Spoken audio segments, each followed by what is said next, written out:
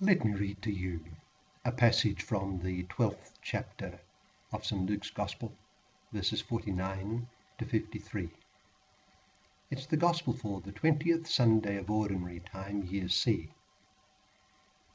St. Luke writes, Jesus said to his disciples, I have come to set the earth on fire, and how I wish it were already blazing. There is a baptism with which I must be baptized, and how great is my anguish until it is accomplished. Do you think that I have come to establish peace on the earth? No, I tell you, but rather division. From now on, a household of 5 will be divided, 3 against 2 and 2 against 3. A father will be divided against his son, and a son against his father, a mother against her daughter, and a daughter against her mother, a mother-in-law against her daughter-in-law, and a daughter-in-law against her mother-in-law. That's from Luke chapter 12, verse 49 to 53. We are led to think of Christ's peace. What do I mean?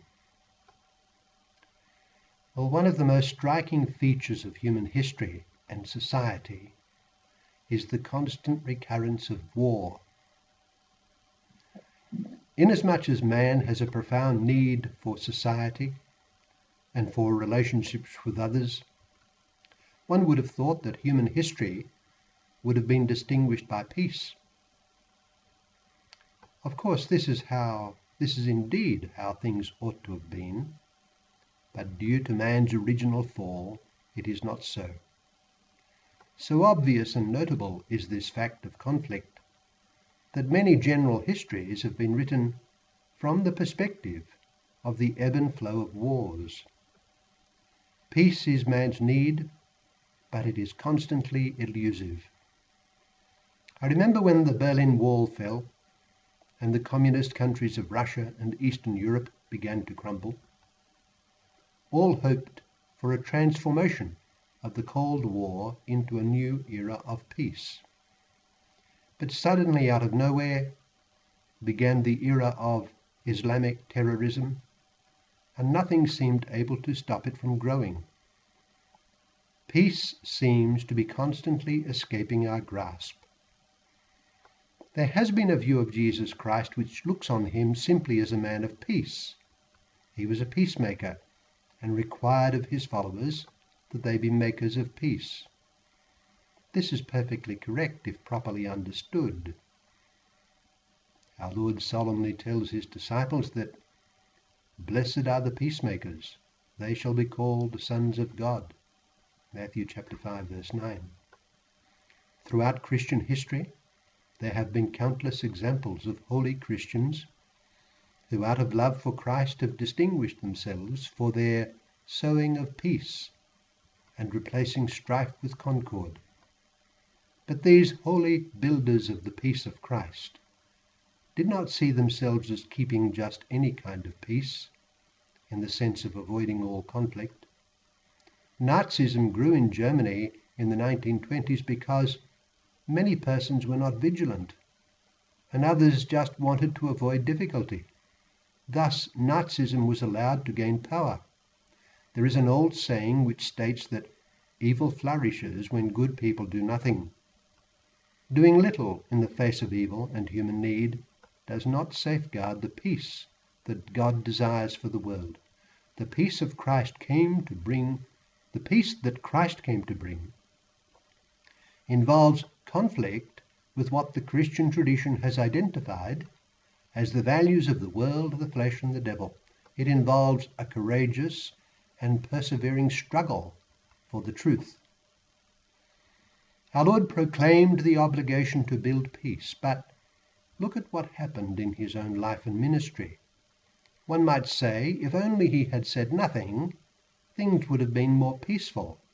If only he had remained in Nazareth and let things be.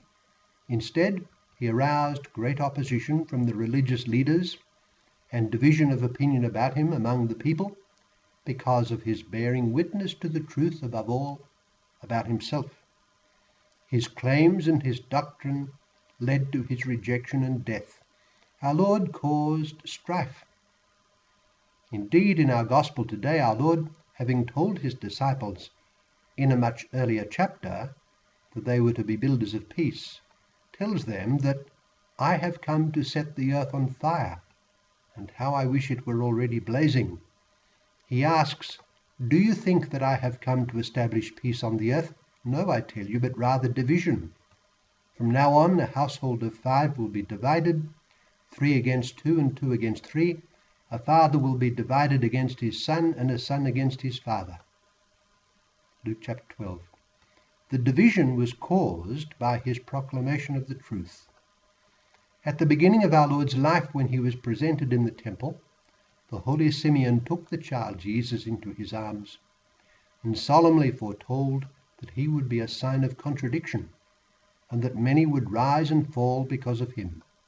Furthermore, a sword would pierce the soul of the Virgin Mary, the first and greatest Christian.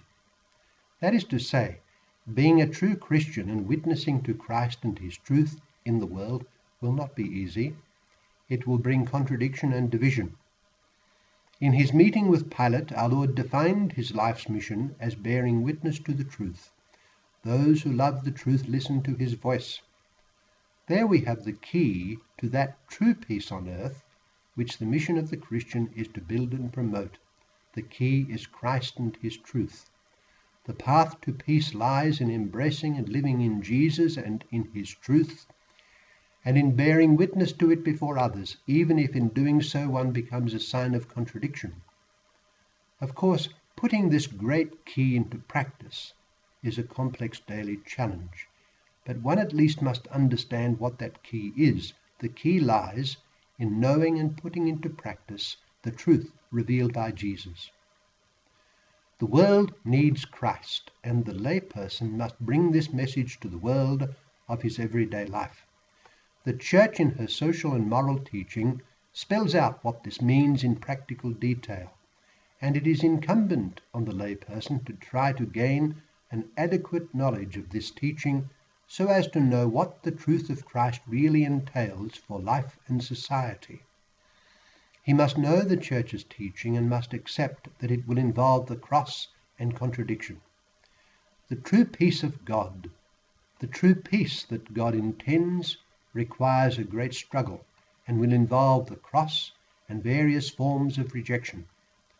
But the true Christian is prepared to carry that cross in the footsteps of Jesus. Let us then take to heart our Lord's words in the Gospel and be prepared for what it takes to follow him wherever his providence places us in life.